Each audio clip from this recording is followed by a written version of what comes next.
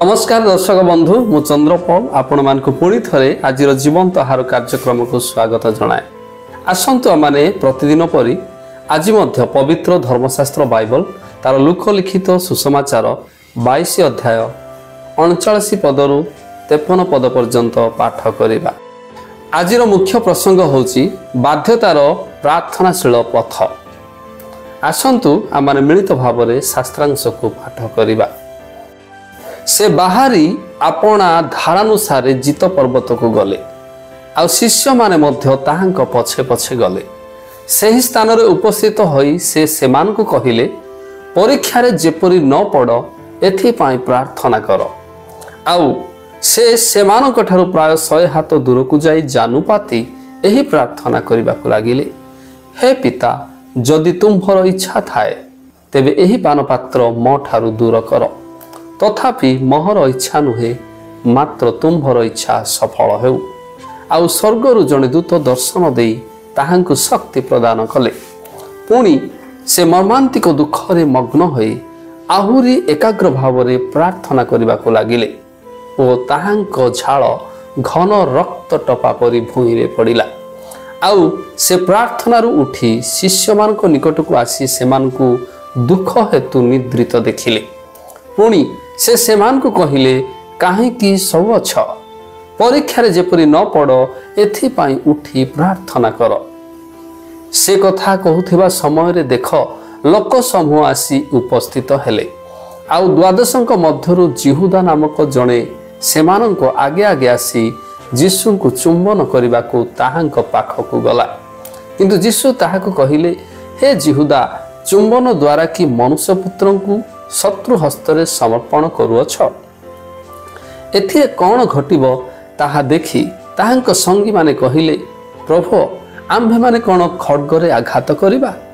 आउ सेमानक मध्यरु जणे महायाजकंक दासकु आघात करी ताहार डाहाण कान काटी पकाइले। किंतु यीशु उत्तर देले, एतिकी सही थाओ। पुणी से ताहार कान छुई ताहाकु सुस्थ कले।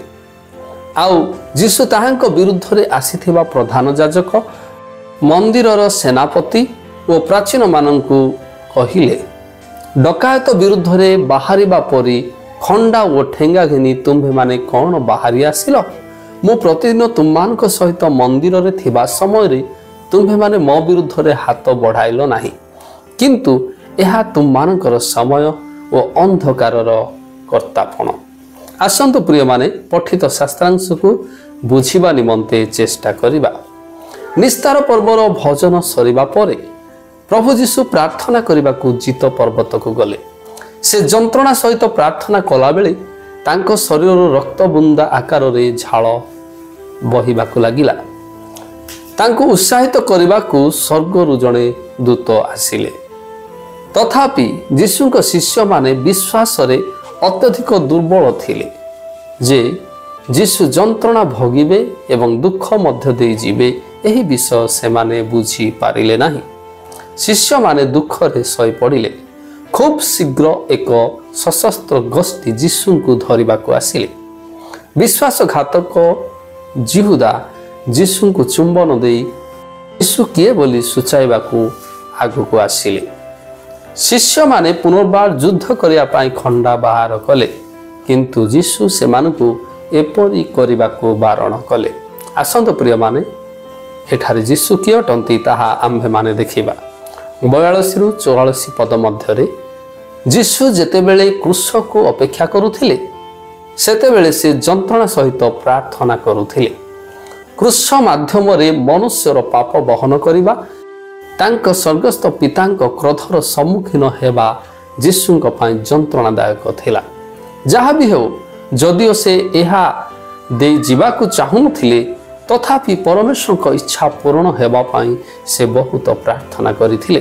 परमेश्वरक इच्छा रे आमर इच्छा गठन पाई बा मिलित हेबा पाई प्रार्थना एक आंतरिक संघर्ष हेबा उचित।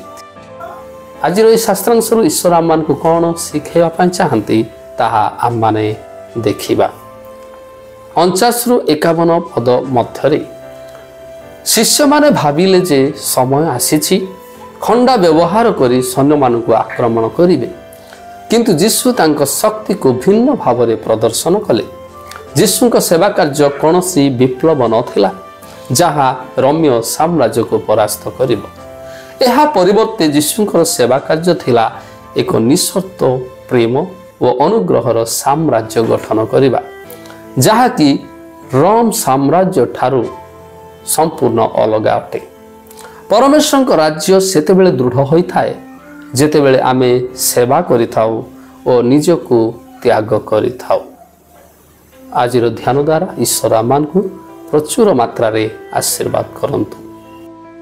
ଆସନ୍ତୁ ପ୍ରିୟମାନେ, ଆମମାନେ ପ୍ରାର୍ଥନା କରିବା ଓ ଯାହା ଈଶ୍ୱର ଆମମାନଙ୍କୁ ଶିଖାଇଛନ୍ତି ତାହାକୁ ଜୀବନରେ ପ୍ରୟୋଗ କରିବା। ହେ ପ୍ରିୟ ପ୍ରଭୁ, ମୋର ସମସ୍ତ ଇଚ୍ଛା ଭିତରେ ଯେପରି ଆପଣଙ୍କର ଇଚ୍ଛାକୁ ମୁଁ ଖୋଜିପାରେ ଓ କୌଣସି ପ୍ରକାର ପରିସ୍ଥିତିରେ ବି ଖଡ଼୍ଗ ପରିବର୍ତ୍ତେ କୃଷକୁ ନେଇକି ବଞ୍ଚିବା ପାଇଁ ମୁଁ ଯେପରି ସର୍ବଦା ସମର୍ପିତ ହୋଇପାରେ, ଏଥିପାଇଁ ମୋତେ ଦୟା କରନ୍ତୁ। ପ୍ରଭୁ ଯୀଶୁଙ୍କ ପବିତ୍ର ନାମରେ ପ୍ରାର୍ଥନା କଲି, ଆମେନ୍।